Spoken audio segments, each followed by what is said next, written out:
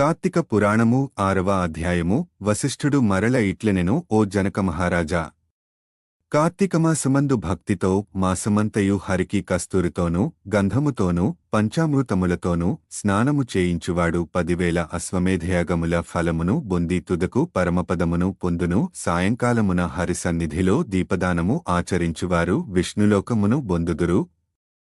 ఈ మాసమందు దీపదానము చేసిన వారు జ్ఞానమును పొంది విష్ణులోకమును పొందుదురు. ప్రత్తిని చక్కగా ధూళి లేకుండా విడదీసి వత్తిని చేసి బియ్యపు పిండితోగాని గోధుమ పిండితో గాని పాత్రను చేసి గోఘృతమును పోసి వత్తిని తడిపి వెలిగించి వేద బ్రాహ్మణునికి పూజించి ఇవ్వవలెను. ఇట్లు మాసమంతయు చేసి అంతమందు వెండితో పాత్రను జేయించి బంగారముతో వత్తిని చేయించి బియ్యపు పిండిలో మధ్యగా ఉంచి పూజించి నివేదించి తరువాత బ్రాహ్మణ భోజనముగా వించి తరువాత తాను స్వయముగా ఈ క్రింది మంత్రమును చెప్పుచు ఆ దీపమును దానము చేయవలెను. సర్వజ్ఞానప్రదం దీపం సర్వసంపచ్చుభావహం దీపదానం ప్రదాస్యామి శాంతిరస్తు సదా మమ. దీపము సర్వజ్ఞానదాయకము సమస్త సంపత్ప్రదాయకము కనుక నేనిప్పుడు దీపదానమును చేయుచున్నాను. దీనివల్ల నాకు నిరంతరము శాంతి కలుగుగాక. ఈ ప్రకారముగా స్త్రీగాని పురుషుడుగాని కార్తీకమాసమందు ఆచరించిన ఏడల అనంత ఫలమును పొందుదురు. దీపమును పెట్టినవారు విద్యను శాస్త్రఫలమును ఆయుష్షును స్వర్గమును సమస్త సంపత్తులను పొందుదురు. కార్తీక దీపదానము వలన మనోవాక్కాయములచేత చేయబడిన తెలిసి తెలియక చేసిన పాపములు నశించును.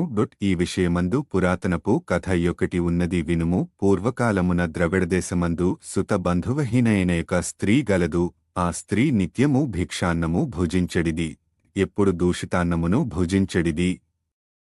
చద్ది అన్నమునే తినడిది. నిత్యము ధనము తీసుకుని పరులకు వంట కుట్టు పని నూరుట రుబ్బుట మొదలైన పనులను చేసెడిది. వారు ఇచ్చే కానుకల్ని ఇతరులకు అమ్మి డబ్బు కూడబెట్టింది.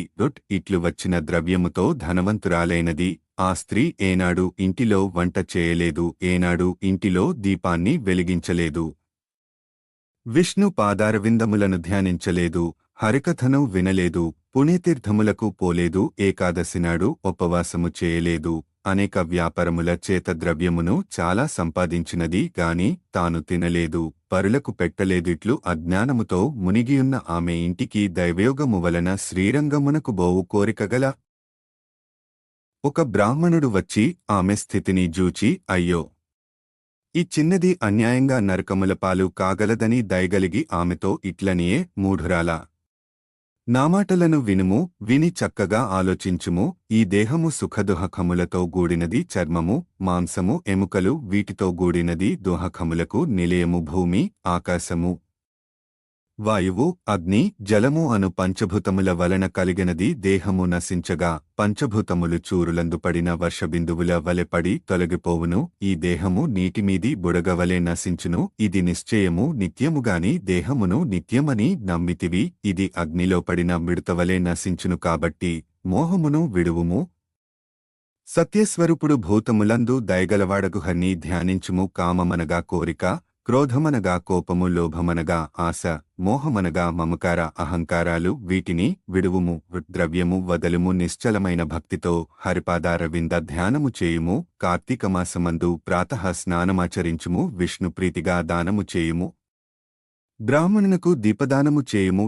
అట్లు చేసిన ఎడల అనేక జన్మముల పాపములు నశించును. సందేహము వలదు.